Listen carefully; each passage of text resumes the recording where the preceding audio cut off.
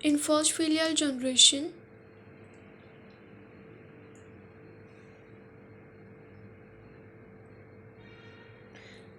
F1 always resembles to one of his parents, while in F2, some of the offsprings were tall, while some of the offspring were dwarf.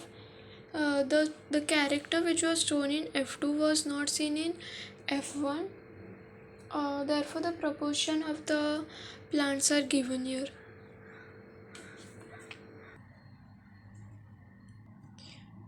Mendel made similar observation for other pairs of traits too. Based on this, Mendel observed that something was inherited from parent to offspring. He called them as factors, and now factors are called as gene. We need to note here that we must use capital T for tall and small t for dwarf, and not to use D for dwarf, as it can make a confusion. Next observation is the F1 when self-pollinated produce gametes capital T and small t in equal proportion. During fertilization, pollen grain of capital T have 50% chance to pollinate eggs of capital T and small t. Also, the pollen grain of genotype have 50% chance to pollinate egg of genotype capital T and small t. One fourth of the random fertilization leads to capital T, while the half of the random fertilization leads to capital T, small t, and the one fourth of the random fertilization leads to small t, small t. This we have seen earlier. In the binomial expression, we can write it as ax plus by square.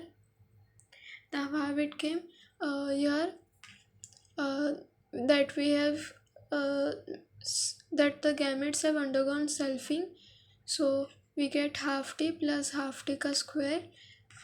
Then this is a mathematical steps. Then at the last we get one fourth of the capital T, half capital T small t, and one fourth capital T capital T. Now, Mendel also found from his experiments that in F1 only one character is expressed, and in F2 both character from parent generation have been expressed. Mendel also self-pollinated F2 and found that dwarf plants from F2 continue to produce dwarf in F3 and F4 generated, and it thus concluded genotype of dwarf plant was homozygous small t small t.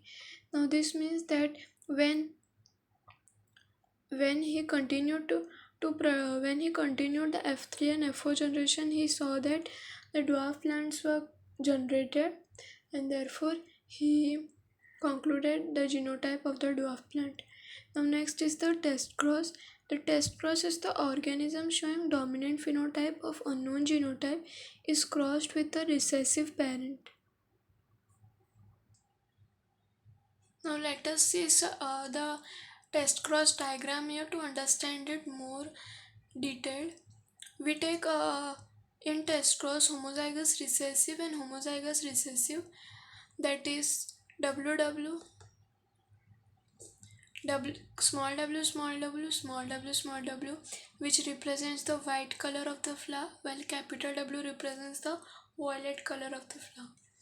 Now this we get gametes small w small w small w small w, and here then we cross it with capital W, that is violet color, and we get the genotypes of the plant, that is capital W small w, capital W small w, capital W small w, and capital W small w. Here all the flowers are violet, that is violet color is dominant over white color, and we can interpret that unknown flower is the homozygous dominant. We got the dominant phenotype here. Now let's see here. In homozygous recessive, we segregate. We have got the gamete small w, then we cross it with capital W and small w, that is heterozygous condition. And then we get the genotype as capital W, capital W, small w, small w, small w, small w, small w. So here we can see that here half of the flowers are violet while half of the flowers are white, and the unknown flower we get is the heterozygous condition, but it is also violet in color. So this is the test cross representation. By looking at this, we can understand a test cross. Now, where the test cross is performed to know the genotypic composition.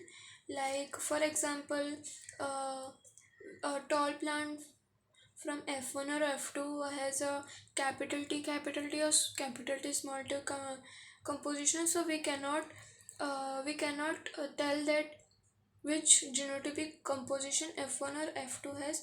Therefore, to determine the genotype of a tall plant, we perform test cross.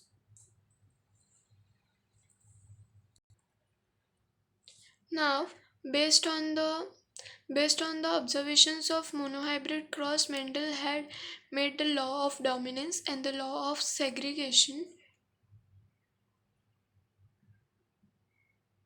These rules are also known as the law of inheritance.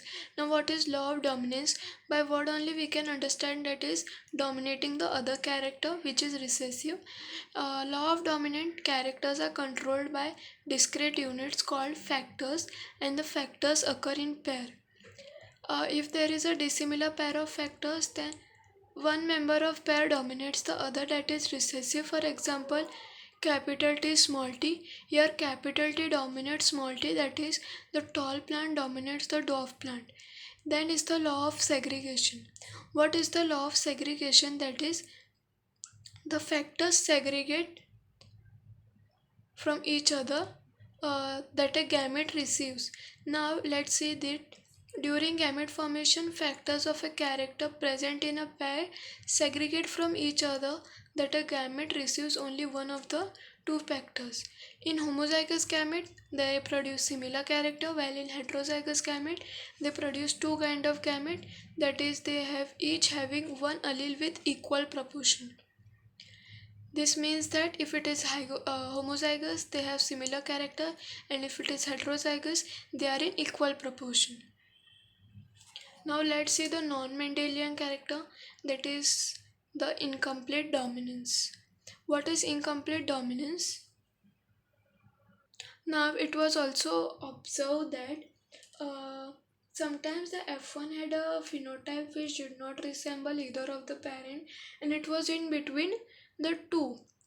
Therefore, offsprings which show characteristics intermediate between two extreme parental characteristics is known as incomplete dominance. The best example is the flower color in the snapdragon. It is also known as dog flower or Antheridium species, and the second is the Mirabilis jalapa.